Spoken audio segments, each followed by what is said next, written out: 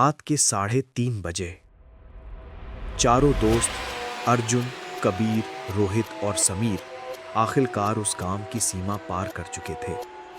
पीछे मुड़कर देखा तो हवेली अब राख बन चुकी थी। आसमान साफ था, हवा सामान्य, लेकिन अंदर कुछ भी सामान्य नहीं था। समीर चुप था, बहुत ज्यादा चुप। सड़क पर चलते हुए कबीर बोला, सब खत्म हो गया है ना? अर्जुन ने गहरी सांस ली। शायद।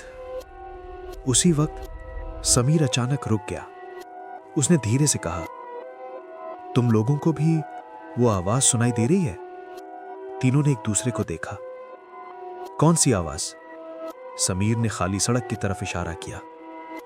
वो मुझे बुला रही है। उसकी आंखों में एक अजीब चमक थी।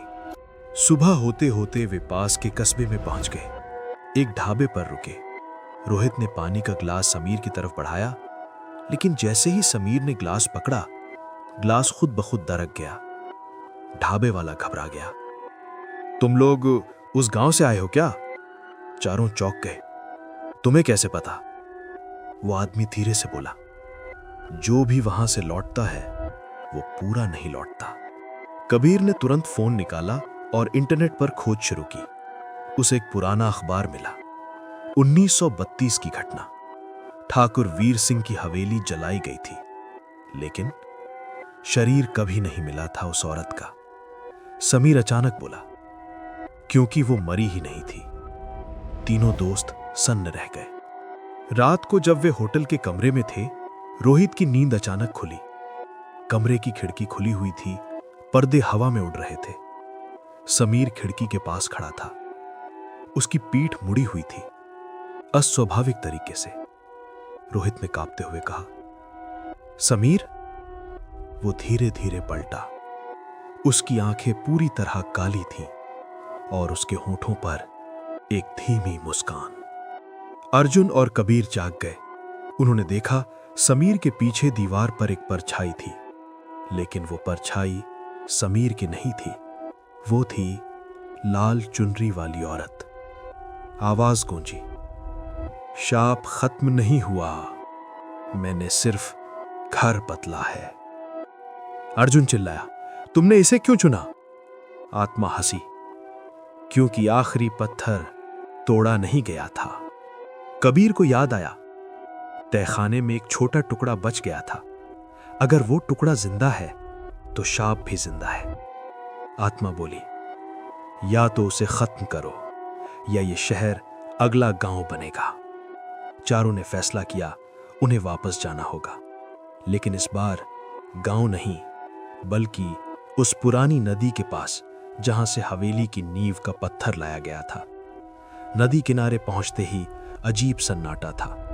रेत में खुदे हुए निशान, वही 5 पद चिन्ह। समीर अचानक गिर पड़ा।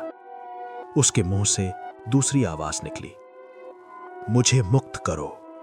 कबीर ने पुरानी किताब से पढ़ा, शैतानी सौदा पत्थर से नहीं, खून से बंधा था। ठाकुर वीर सिंह की आखिरी संतान अभी जिंदा थी, और वो कोई और नहीं, अर्जुन था। अर्जुन स्तब्ध रह गया। क्या? उसे याद आया, उसके दादा हमेशा उस गांव का नाम सुनते ही चुप हो जाते थे।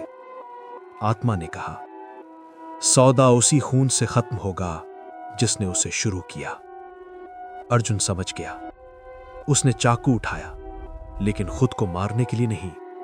उसने अपनी हथेली काटी। खून उस पत्थर के टुकड़े पर टपका। पत्थर जलने लगा। आसमान काला हो गया। समीर चीखा। उसके शरीर से काला धुआं निकलने लगा। कुछ पल बाद सब शांत हो गया। पत्थर राख बन चुका था। समीर पे होश पड़ा था।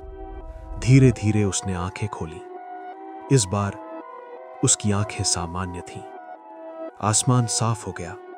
नदी बहने लगी। तीनों ने राहत की सांस ली।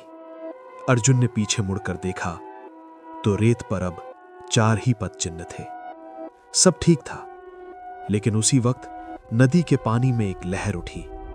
उस लहर में कुछ लाल सा चमका। धीरे धीरे पानी की सतह पर एक लाल चुनरी तैरने लगी। और बहुत दूर से एक धीमी हंसी सुनाई दी। शापित साया खत्म नहीं हुआ, वो बस इंतजार कर रहा है।